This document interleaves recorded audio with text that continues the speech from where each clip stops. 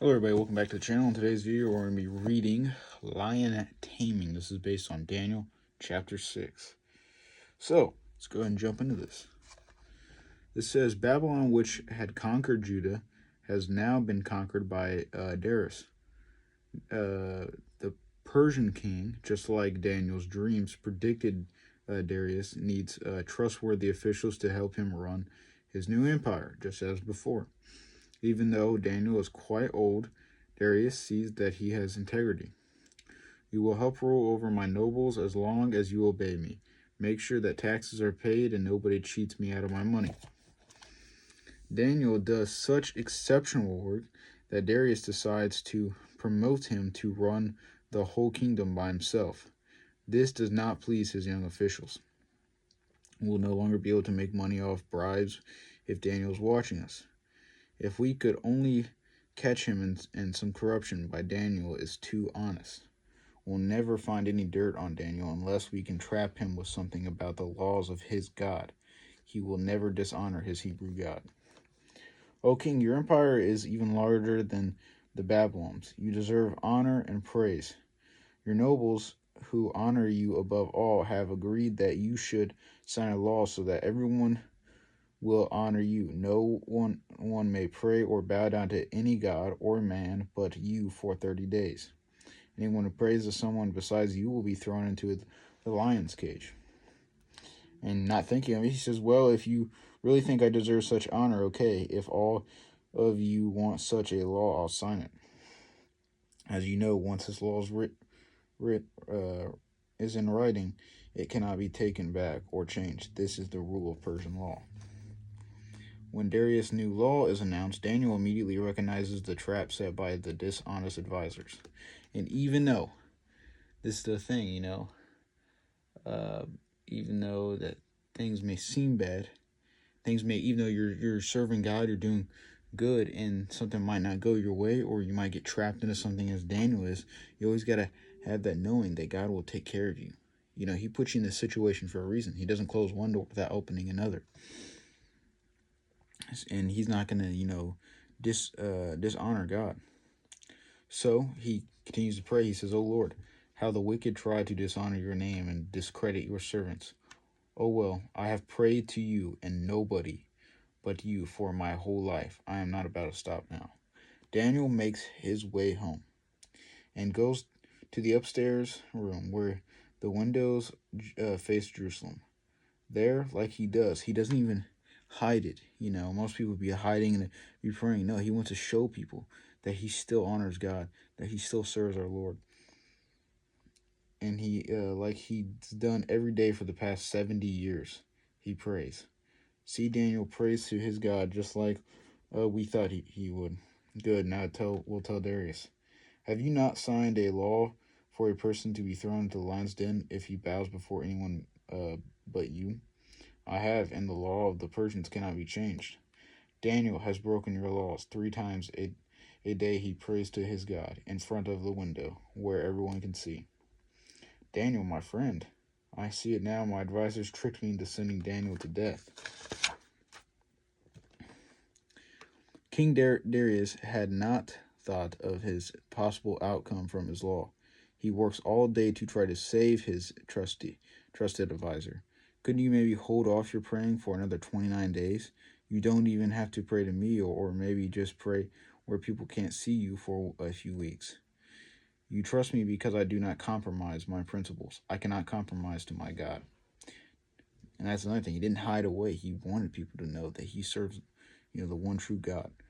And he knew the God has, no matter everything that Daniel has been through and all the bad that has come, the places he lived, God always took care of him, and he did more than enough.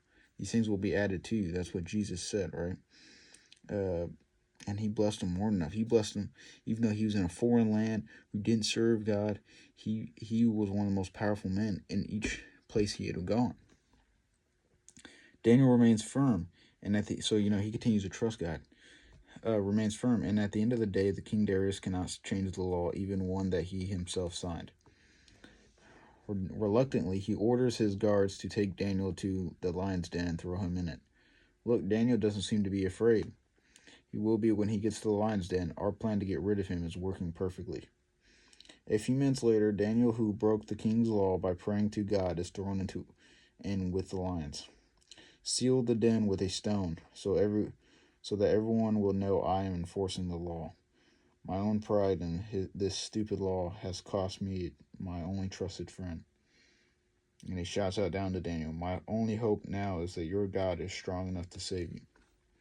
That night, the king can't eat or sleep. He paces back and forth thinking about Daniel. At daybreak, the king rushes to the lion's den. Roll that stone away. And as he looks down, Daniel cries out to him. Or he shouts out to Daniel, Daniel, did your God protect you? And Daniel shouts back, O king, my God sent an angel who shut the mouths of the lions. My God found me faithful, just like I have always been faithful to you, my king.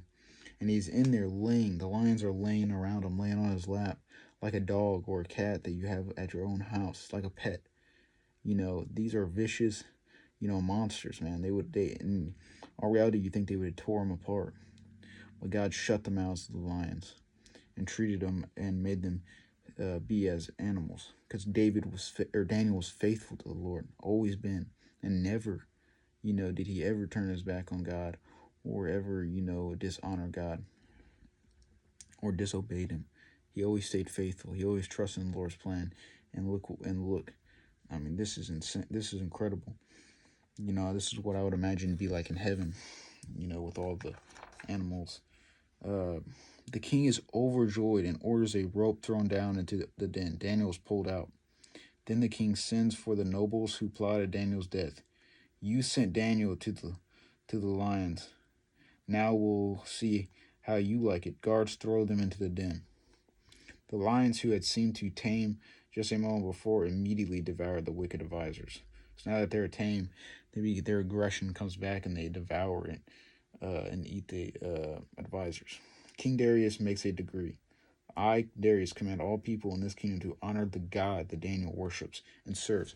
Now, this is incredible. So Daniel comes from people who were supposed to be doing this in the first place, failed to do so. The kingdom was taken over by somebody else.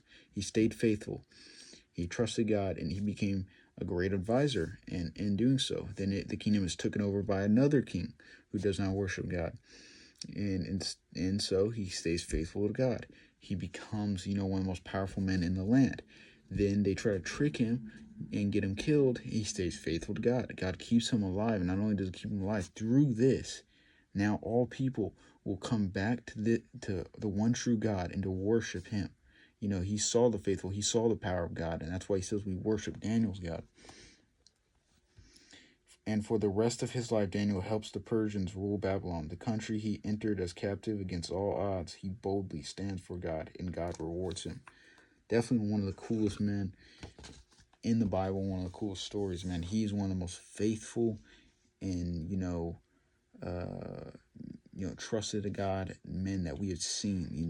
He never turned his back. He never was afraid. He's a fearless man of God, and he stayed faithful. And he, trusted God in every situation. And this is why I always say, no matter how bad things may seem, they're always meant to get better. And God will always take care of you. And his story proves that. So stay faithful and trust in God, always. God bless.